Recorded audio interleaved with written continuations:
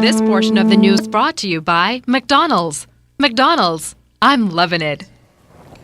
A noxious odor meant workers at the Registrar General's office had to leave their posts for most of the morning today. Andrew Knowles was on the scene shortly afterwards. He tells us what's behind the offensive odor.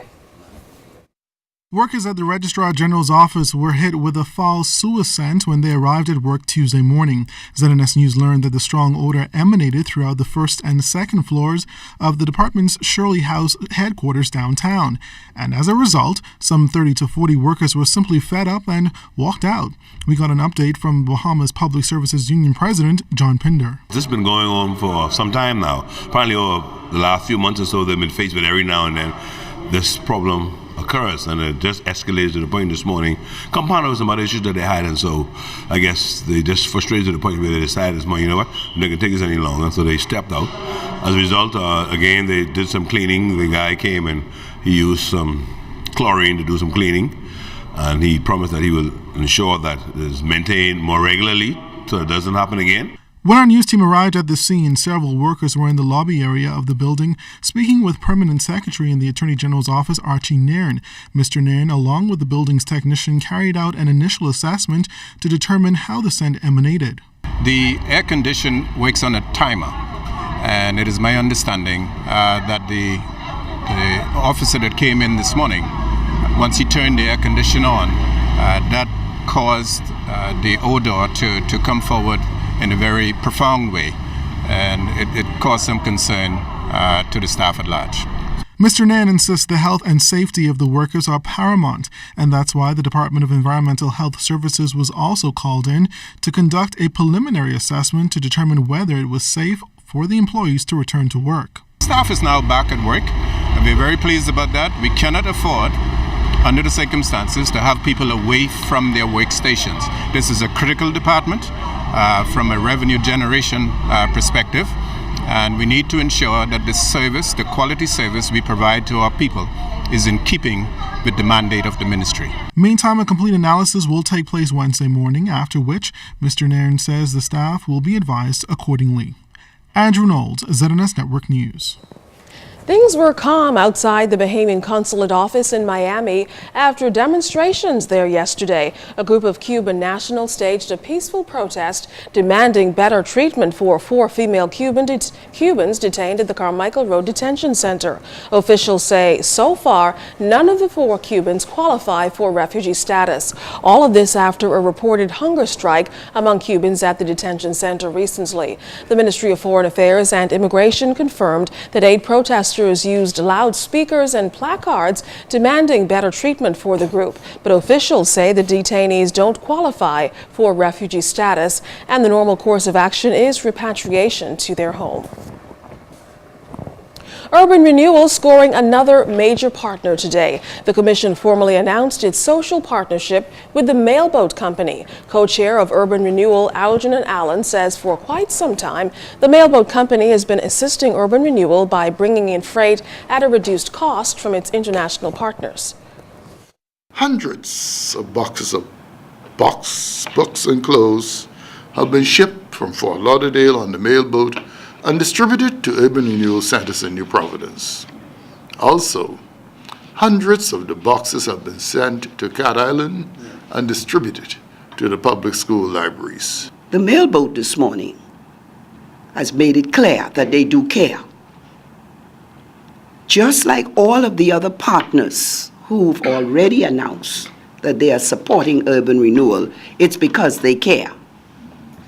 And so today I am honored to be here and to be in this is history making here.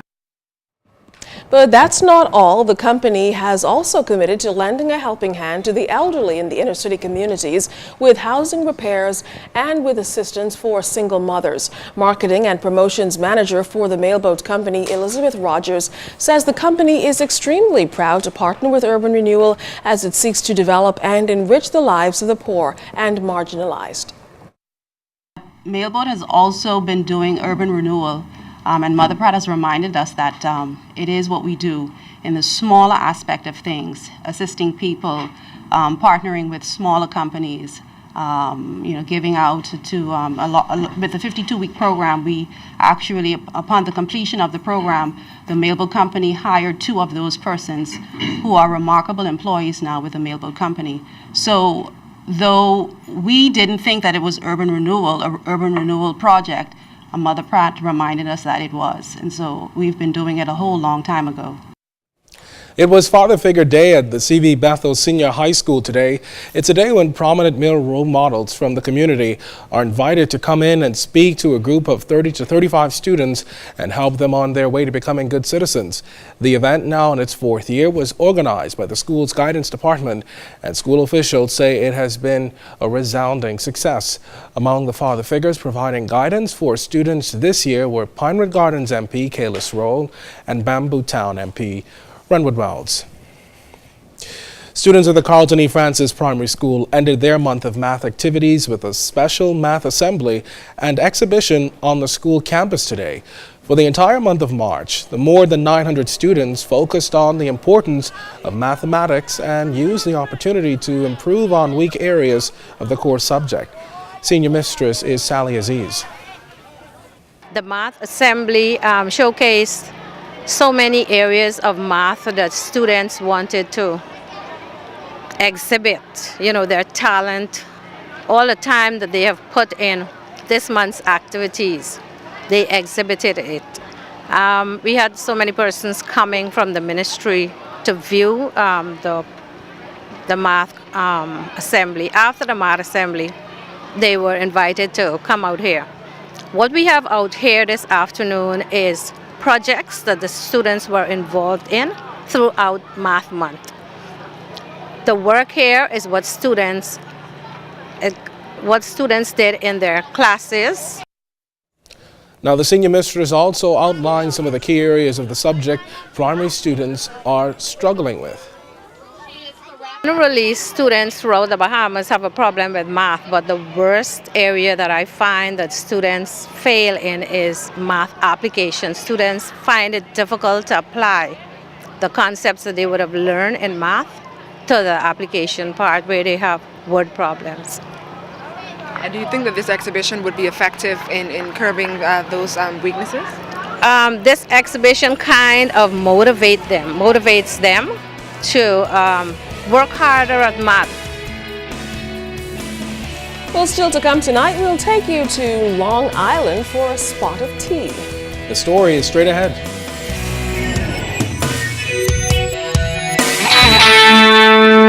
This portion of the news was brought to you by McDonald's. McDonald's, I'm loving it.